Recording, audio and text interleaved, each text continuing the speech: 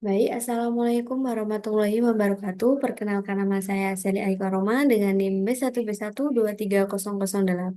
Di sini saya memenuhi tugas tata kelola keuangan. Langsung saja materi yang pertama yaitu analisis biaya dan manfaat. Secara umum, kita membahas melakukan analisis manfaat dan latar belakang masalah yang menjadi fokus adalah mengidentifikasi atau mengevaluasi manfaat dari suatu tindakan, keputusan, program, atau kegiatan tertentu.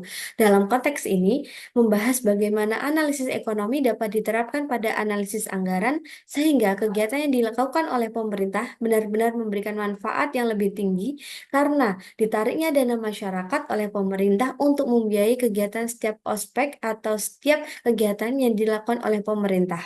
Lanjut, materi yang kedua yaitu kriteria investasi. Dalam bagian ini, hendaknya dibahas bagaimana analisis ekonomi dapat diterapkan pada analisis anggaran, sehingga kegiatan yang dilakukan oleh pemerintah benar-benar memberikan manfaat yang lebih tinggi. Sama saja seperti analisis manfaat dan analisis biaya tadi.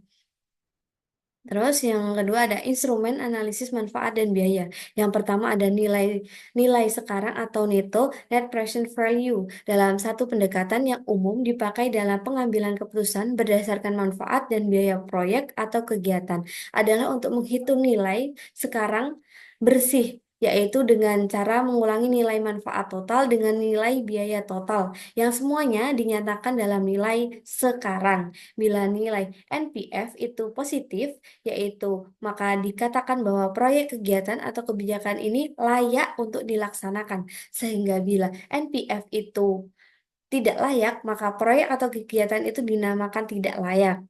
Terus lanjut, materi ketiga yaitu macam manfaat dan biaya suatu proyek. Manfaat dan biaya dari suatu proyek dapat dibedakan antara lain, yaitu manfaat real adalah manfaat yang timbul bagi seseorang yang tidak diimbangi oleh hilangnya manfaat bagi pihak lain. Demikian pula, biaya real adalah biaya yang sungguh-sungguh ada dalam masyarakat dan tidak diimbangi oleh pengurangan biaya pagi bagi pihak lain. Sehingga manfaat masyarakat dan tidak diimbangi dari pengurangan pembiayaan dari pihak lain adalah untuk tidak suatu proyek yang diterima oleh sekelompok orang tertentu, tetapi adanya sekelompok orang lain yang menderita karena adanya proyek tersebut. Jadi manfaat semu ini tidak diperhitungkan dalam hitungan manfaat dan biaya proyek, sehingga manfaat real dihitungkan dalam perhitungan manfaat dan biaya suatu proyek. Perbedaannya yang lebih lanjut terhadap manfaat dan biaya real yaitu suatu proyek adalah antara manfaat dan biaya langsung. Dengan manfaat biaya langsung dapat menjadi lebih benefit atau cost. Lanjut, materi selanjutnya yaitu mengenal dan mengukur manfaat suatu proyek. Jadi, langkah-langkah yang dilakukan dalam analisis ini adalah menentukan dampak dari proyek, yaitu barang dan jasa apa yang akan diperoleh dari proyek tersebut. Yang kedua, adanya menyatakan dampak dari proyek tersebut secara kuantitatif.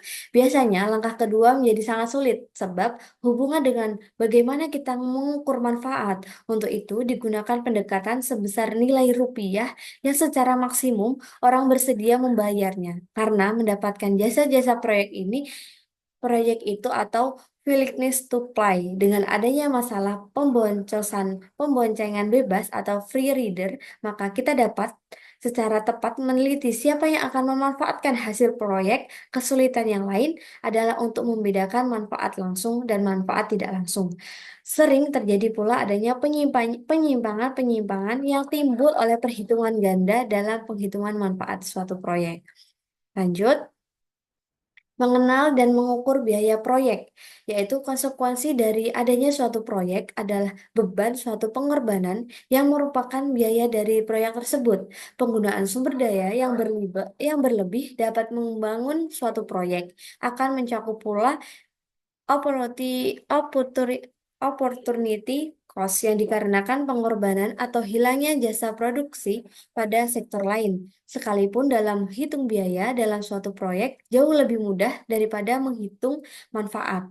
Namun, tetap tidak lepas dari adanya kesulitan. Misalnya, timbul perhitungan ganda atau double costing. Suatu proyek mungkin memiliki dampak terhadap suatu daerah tertentu, sedangkan proyek lain juga mempunyai dampak terhadap daerah tersebut. Misalnya, sulit memisahkan antara dampak proyek bangunan desa dengan program BIMAS terhadap kenaikan produksi pada di daerah kelurahan pos di Gunung Kidul. Terus, kita harus menentukan waktu dan bunga diskonto. Manfaat suatu proyek biasanya akan diterima beberapa tahun setelah proyek itu selesai atau proyek itu akan selalu memberikan jasa yang akan diterima pada tahun-tahun yang akan datang. Kesulitannya adalah untuk menentukan tingkat diskonto atau meningkatnya bunga dan juga menentukan umur proyek tersebut. Sering suatu proyek secara ekonomis sudah tidak berfungsi atau berfungsi sebaliknya. Proyek yang horizon waktunya panjang diasumsikan tinggal tingkat disto sama dengan bunga dan tetap untuk jangka panjang. Terus ada analisis resiko. Kehidupan di dunia itu penuh dengan resiko atau ketidakpastian. Perbedaan antara resiko dan ketidakpastian adalah bahwa resiko itu memiliki nilai atau probabilitas sehingga ketidakpastian itu tidak dapat diketahui atau tidak probabilitasnya seorang manajer atau mengambil keputusan dapat dikelompokkan dalam sifat-sifat tertentu dalam kaitannya dengan mengambil resiko. Suatu pengambil keputusan dapat memiliki sifat suka dengan resiko atau risk-averse, dapat pula memiliki sifat suka menghindar resiko atau risk averse, dan dapat memiliki sifat netral terhadap resiko. Jadi kita di sini dapat mengambil resiko itu, seseorang dapat mengambil resiko itu dengan caranya masing-masing. Ada yang menerima, dan juga ada yang tidak menerima resiko tersebut. Terus kesimpulan dari semua materi yang saya simpulkan, yang saya paparkan tadi, yaitu analisis ekonomi menjadi instrumen penting dalam pengambilan keputusan anggaran dan evaluasi program pemerintah.